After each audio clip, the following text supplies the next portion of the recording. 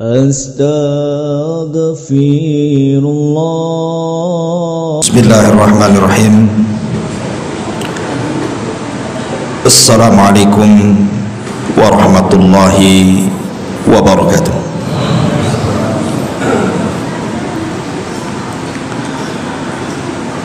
Alhamdulillahi rabbil alamin,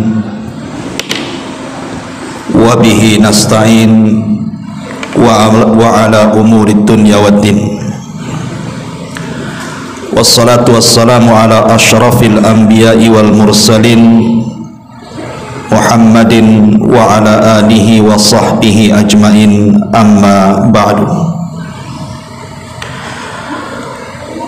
Hadirin dan hadirat, ikhwatu fiddin wa akhwatu fillah, rahimani wa rahimakumullah. Alhamdulillah, di malam hari ini kita bisa duduk kembali untuk bertalabul ilmi dan melanjutkan kajian kita, masih membahas kitab Syarhus Sunnah yang dikarang oleh ulama besar ahli sunnah wal jamaah, Al-Imam Al-Barbahari rahimahullahu ta'ala. Dan kita masuk pada perkataan beliau, qala al-muallifu rahimahullahu ta'ala, wa minas sunnati alla tuti'a ahadan fi ma'siyatillahi walal walidaini wal khalqi jami'an wala ta'ata li basharin fi ma'siyatillahi wala yuhibbu alaihi ahadan waqrah dhalika kullahu lillahi azza wa jalla. Termasuk daripada sunnah. Maksud sunnah di sini sunnah yang wajib, bukan sunnah yang mustahab. Tidak boleh seseorang memberikan ketaatan kepada orang lain dalam rangka bermaksiat kepada Allah Azza wa Jalla. Tidak pula kepada kedua orang tua, bahkan makhluk secara keseluruhan pun tidak boleh,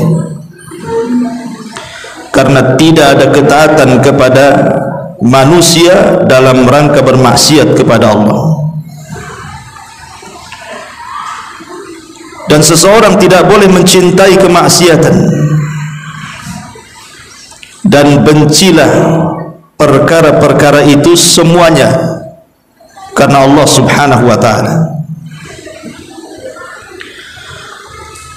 Mu'allif rahimahullahu ta'ala mengatakan di sini termasuk daripada sunnah yang wajib, bukan sunnah yang kita pahami maksudnya kalau dikerjakan dapat pahala, ditinggalkan tidak apa-apa, bukan itu.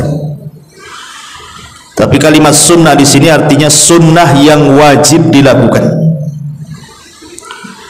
Tidak boleh seseorang mentaati orang lain dalam rangka bermaksiat kepada Allah Azza wa Jalla.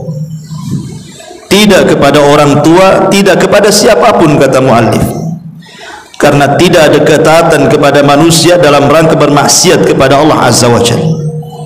Termasuk tidak boleh mencintai maksiat karena siapapun, tapi bencilah itu semua karena Allah Subhanahu wa ta'ala. Kenapa muallif rahimahullahu ta'ala membuat bab ini? Karena di antara manusia sebagian mereka ada yang melampaui batas ketentuan yang Allah sudah tentukan, di mana meletakkan perasaan cinta karena Allah dan benci pula karena Allah. Itulah kaidahnya, seperti yang dilakukan oleh ahlul bidah.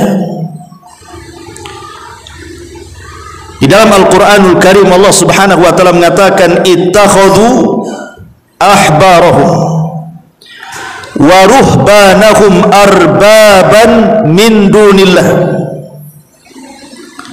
Mereka, maksudnya orang-orang Yahudi dan Nasrani, mengambil padri-padri dan juga pendeta-pendeta mereka dijadikan Tuhan selain daripada Allah Subhanahu wa ta'ala. Adi Ibn Hatim At-Tai, dulunya mantan seorang pendeta. Ketika dia masuk Islam, dia mendengar ayat ini. Dia datang kepada Nabi SAW dan mengatakan, "Ya Rasulullah, kami ini mantan Nasrani. Agama kami dulu Nasrani. Tapi orang-orang Nasrani tidak pernah sujud ataupun ruku di hadapan pendeta-pendeta mereka. Kami tidak mengambil mereka sesembahan selain daripada Allah Azza wa Jalla." Maka Nabi SAW mengatakan, bukan itu yang dimaksud dalam surah At-Taubah itu. Mereka mengambil padri dan pendeta dijadikan Tuhan selain Allah. Kata Rasul, bukankah apabila pendeta-pendeta kalian menghalalkan sesuatu yang Allah haramkan, kalian ikut menghalalkannya? Bukankah apabila pendeta kalian mengharamkan yang Allah halalkan, kalian pula ikut-ikut mengharamkannya? Dari sini kata Rasulullah, itulah bentuk peribadatan orang-orang Nasrani kepada rahib-rahib mereka, karena menghalalkan yang mereka halalkan dan ikut mengharamkan apa yang mereka haramkan, padahal Allah tidak menghalalkan dan tidak mengharamkan. Dari sini kita tahu bahwa mereka telah mentaati padri-padri mereka dalam rangka bermaksiat kepada Allah Subhanahu wa taala. Maka mencintai para ulama itu sangat dianjurkan, karena mereka adalah para pendakwah, pengajak manusia ke dalam surga, penyeru kebaikan. Kita wajib menghargai dan memuliakan mereka. Jangankan lagi guru-guru kita, orang yang di atas usianya dengan kita saja dalam agama kita wajib kita hormati, apalagi guru-guru kita. Tetapi dalam menghormati guru-guru kita itu tentu juga ada batas yang dibatasi Allah Subhanahu wa taala. Tidak boleh melampau dari batas yang ditentukan Allah dengan cara ghulu secara ekstrim. Akhirnya persis seperti yang dilakukan orang-orang Nasrani kepada padri-padri mereka, menuhankan padri mereka selain daripada Allah Azza wa Jalla. Na'udzubillah. Ma'asyiral muslimin yang dimuliakan Allah Azza wa Jalla, walal walidaini. Begitu juga tidak boleh seseorang kemudian mentaati orang tua dalam rangka bermaksiat kepada Allah Subhanahu wa taala.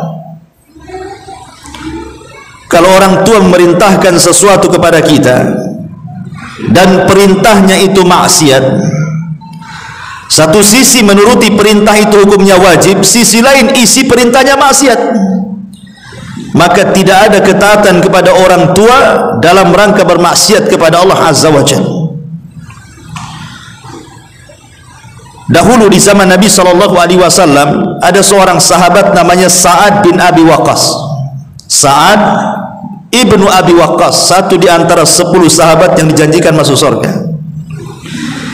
Ketika dia masuk Islam, ibunya kufur, ibunya sangat membenci Islam. Kemudian Sa'ad pun diminta oleh ibundanya agar meninggalkan agama Islam dan kembali kepada agama nenek moyangnya. Ibunya merasa tertekan dengan keislaman Sa'ad bin Abi Waqqas putranya. Akhirnya ibunya pun mengancam Sa'ad, kalau dia tidak murtad dari agama Muhammad dan kembali kepada agama nenek moyang, maka dia akan bunuh diri dengan cara mogok makan. Tidak akan makan sampai mati. Siapa yang tidak sesak dadanya ketika yang menyuruh itu adalah orang tua kandung kita, apalagi ibu yang melahirkan? Sehingga Sa'ad ini kan dalam dilema dia. Satu sisi harus mentaati ibundanya, sisi lain bermaksiat kepada Allah. Tapi dalam Islam diajarkan tidak boleh mentaati orang tua dalam rangka bermaksiat kepada Allah Azza wa Jalla. Dari sini Sa'ad bin Abi Waqqas mengatakan kepada ibundanya, "Ya ummah, law kanat laki mi'atu nafsin thumma kharajti nafsan ma kharajtu an dini."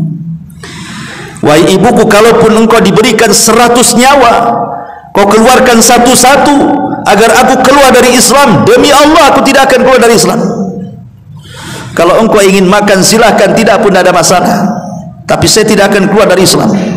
Dari sini turun ayat, wa in jahadaka ala an tusyrika bi ma laysa laka bihi ilmun fala tuti'huma wa sahibhuma fid dunya ma'rufa. Turun surah Luqman. Kalau kedua orang tuamu memerintahkan kamu untuk melakukan kesyirikan kepada Allah Azza wa Jalla, jangan kau taati keduanya, tetapi berbuat baik kepada keduanya tetap. Berbuat baik tetap, tapi taat dalam hal kemaksiatan tidak boleh dilakukan.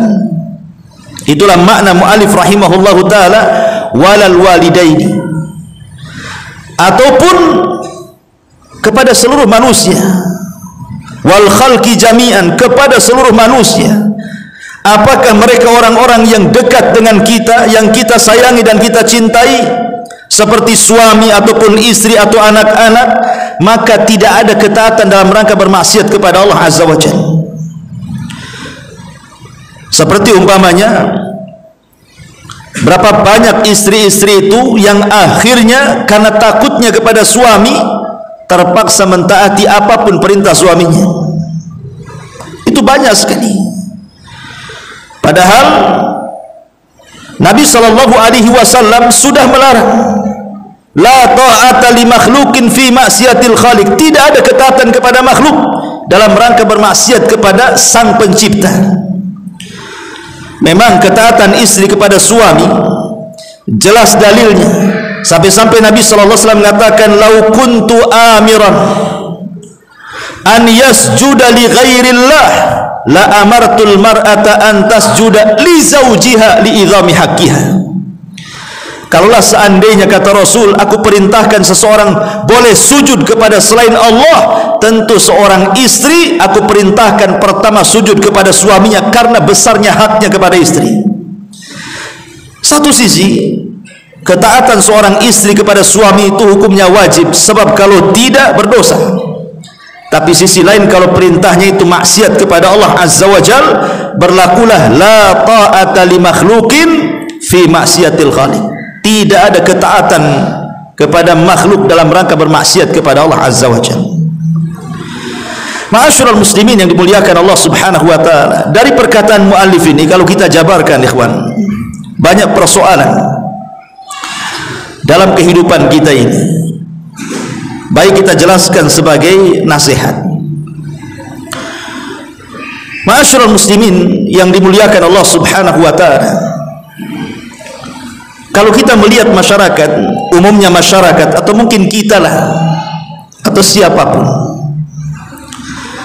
terkadang tidak menghiraukan perbuatan manusia atau perbuatan dirinya sendiri ketika melanggar hak-hak dan juga di dalamnya ada maksiat kepada Allah Azza wa Jalla. Contoh saja umpamanya, banyak orang yang mencari keridhaan kepada manusia dengan menabrak kemaksiatan kepada Allah Subhanahu wa taala sang Khaliqnya. Padahal kita tahu bahwa ridhon nas ghayatun la yudrak. Mencari keridhaan manusia itu sesuatu yang mustahil untuk dicari. Mencari keridhaan manusia itu yang mustahil manusia mencarinya. Jangankan Anda berbuat jahat, ya kan, berbuat baik saja tidak semua orang redha. Berbuat baik loh kita kepada orang, belum tentu orang suka dengan kita. Pamannya kita ini pemaaf, mudah menerima apapun yang diucapkan manusia kepada kita. Kemudian juga kita ini seorang yang ahli atau pakar bersedekah, murah kepada orang, kesana kemari senyum. Itu saja tidak semua orang menganggap perbuatan kita baik dan mereka redha semua pada kita. Pasti ada yang nggak suka dengan kita. Pasti itu ikhwan, tidak mungkin tidak. Antum senyum. Apa kata orang? Itu senyum itu ada maunya tuh.